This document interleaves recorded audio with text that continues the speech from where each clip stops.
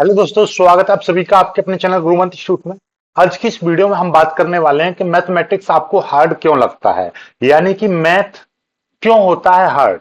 Math में 90% कैसे लेकर आए, यानी कि मैथ आपका एक खौफनाक सब्जेक्ट हो जाता है। इससे हमेशा डर लगता है स्टूडेंटों को। तो आखिर मैथ को किस तरह से पढ़ें कि आपका अच्छा हो जाए मैथ, और मैथ में 90% और 95% लेकर आओ तुम मैथमेटिक्स में।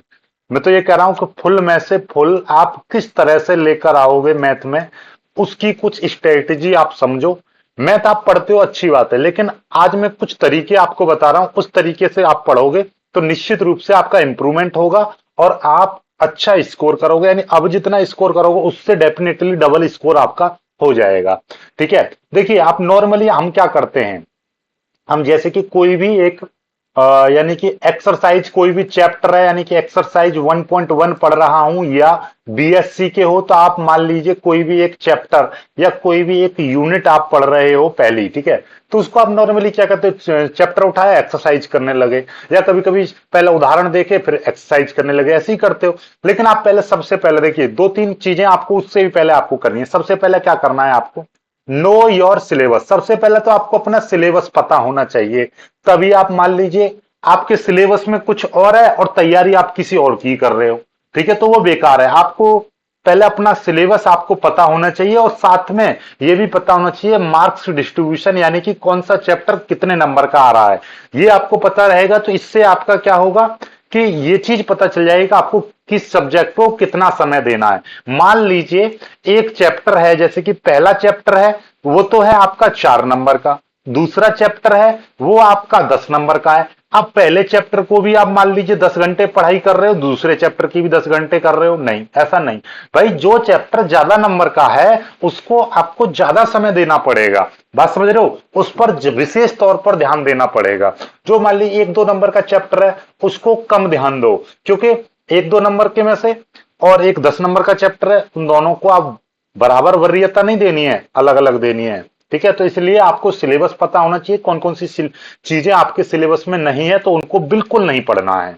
ओके, जो आपके सिलेबस में उसको पढ़ना है, प्लस उसके मार्क्स को आपको पता होना चाहिए। कि आप इंपोर्टेंट कर लो कि आपके कुछ चैप्टर ऐसे होंगे जिनमें ज्यादा नंबर के आ रहे होंगे और कुछ चैप्टर ऐसे होंगे जो सबसे कम, तो उनकी तो एटलीस्ट आपको पता होना चाहिए आपके सिलेबस में कि कौन सा चैप्टर ज्यादा नंबर का है। फिर दूसरा है कंप्लीट योर सिलेबस। सबसे पहले आप देखिए, पेपर की जब भी तैयारी करोगे तो उससे पहले आपका सिलेबस कंप्लीट होना चाहिए, नहीं होना चाहिए। तो दूसरा नंबर पॉइंट है कि आपको सबसे पहले सिलेबस पता कर लिया, अब आपको पहले क्या करना है, अपना सिलेबस कंप्लीट करना है। पहले आप सिलेबस पूरा कंप्लीट कर लो, या मान लीजिए चैप्टर वाइज चैप्टर कर लो, कि पहला चैप्टर आपने कंप्लीट कर लिया फिर उसकी तैयारी करोगे। ठीक है, अब सिलेबस को पढ़ने का तरीका समझो कि सिलेबस कंप्लीट करोगे तो कैसे करोगे। तो सबसे पहले कोई भी चैप्टर मान लीजिए आपको पहला चैप्टर पढ़ना है, पहला चैप्टर आपको पढ़ना है तो कैसे पढ़ोगे, आप सबसे पहले उसका बेसिक चीज जानो कि आखिर इसका बेसिक क्या है। चैप्टर का बेसिकली यानी किस चीज पर डिपेंड है चैप्टर, चैप्टर का बेसिक क्या है, बेसिक नॉलेज उस चैप्टर के बारे में पता होनी चाहिए। फिर उसके कुछ बेसिक रूल होंगे, बेसिक रूल आपको पता होना चाहिए। फिर उसके कुछ फॉर्मूले होंगे, उस चैप्टर के जितने भी सवाल हैं उनमें कौन कौन से फॉर्मूले लगेंगे, चाहे वो लिमिट का हो, चाहे आपका मान लीजिए अवकलन समाकलन का हो, चाहे आप किसी भी चीज का हो, आव्यूह का है, सारणिक का है, डिफरेंशियल इक्वेशन का है, किसी भी चीज का है, तो उसका कुछ बेसिक कॉन्सेप्ट होता है, कुछ रूल उसमें लगाए जाते हैं। ठीक है, सवाल को कैसे सॉल्व करते हैं उसके कुछ रूल होते हैं, और उसमें कुछ फॉर्मूले भी लगते हैं। मैथमेटिक्स में हर चैप्टर में कुछ ना कुछ फॉर्मूला बनता है, तो वो फॉर्मूला आपको पता होना चाहिए। हर चैप्टर में कुछ बेसिक कॉन्सेप्ट रहते हैं, वो आपको सबसे पहले आप चैप्टर 1 के बेसिक कॉन्सेप्ट लिख लो, इसके रूल लिख लो, इसके फॉर्मूले लिख लो। ठीक है, कौन सा रूल कैसे अप्लाई करना है, ये आपको तीनों चीजें आप सबसे पहले इनको लर्न कर लो, याद कर लो, अपने दिमाग को मेमोराइज करा दो कि चैप्टर 1 के लिए ये चीजें हैं। ठीक है, अब लिख के देखना, इन चीजों को अजीब लगेगा लेकिन आपको मजा आ जाएगा पढ़ने में। ठीक है, फिर आपने देखिएगा रूल समझ लिया, बेसिक कॉन्सेप्ट समझ लिया, फॉर्मूले समझ लिए। अब आपको क्या करोगे, सबसे पहले देखिएगा क्वेश्चन से पहले, यहां पर देखिएगा क्वेश्चन से भी पहले आपको क्या करना है, सबसे पहले एग्जांपल्स सॉल्व करने हैं। क्या करना है, आपको एग्जांपल्स सॉल्व करने, यानी कि सबसे पहले आपको उदाहरण सॉल्व करने हैं। ठीक है, पहले 4 उदाहरण करो, फिर उसके बाद में आपको क्या करना है, क्वेश्चंस सॉल्व करने हैं।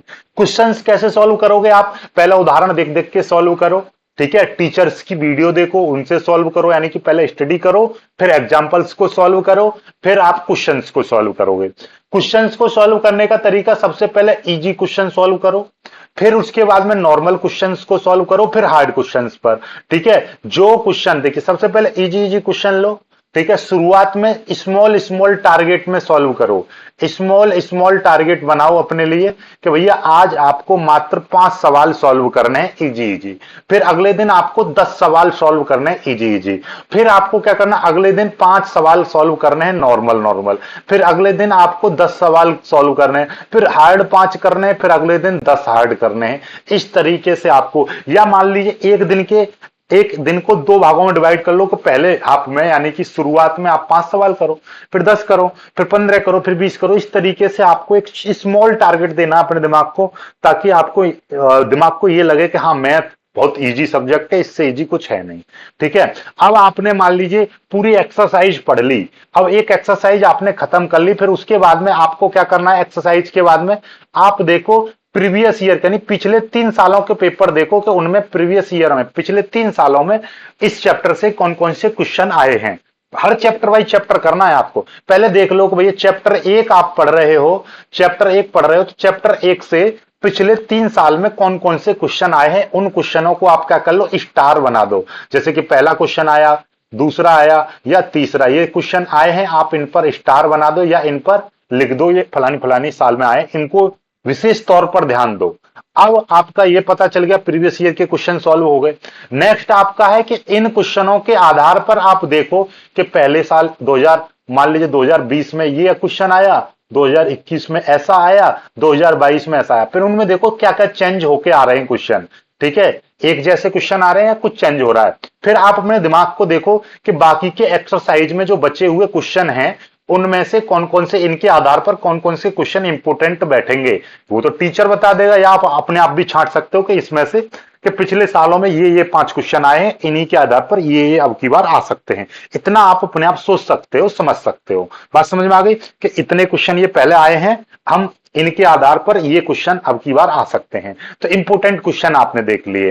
ठीक है, अब आपका पूरा तैयारी हो गई है। अब आपको क्या करना है, बस इन्हीं चीजों की बार बार रेगुलर स्टडी करनी है।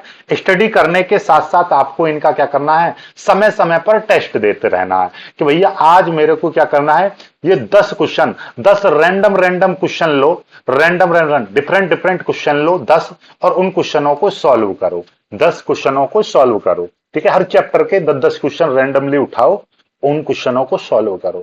ठीक है, अपना टेस्ट देखो कि इन क्वेश्चनों को आप कितनी देर में सॉल्व कर पा रहे हो। ये काम आप करिए, ये काम आप करेंगे तो मैं कह रहा हूं कि आपको मैथ से प्यार हो जाएगा, मैथ से आपको प्यार हो जाएगा और सबसे इजी हो जाएगा, और आप 100 में से 100 नंबर भी ला सकते हो मैथ में, इन चीजों को फॉलो करके स्टडी करना। ठीक है, मैं कह रहा हूं 10 दिन किसी चैप्टर को आप, मैंने जो बताए हुए पॉइंट है इनके आधार पर तैयारी करो, फिर देखो आप किस तरीके से चुटकियों में आपका मैथ बनता है या नहीं बनता। ठीक है, कमेंट करके बताइएगा। वीडियो में आपका कोई पॉइंट छूटा हो तो हमको सजेस्ट करिएगा कि सर ये काम रह सकते हैं। ठीक है, वीडियो को लाइक करके शेयर कीजिएगा।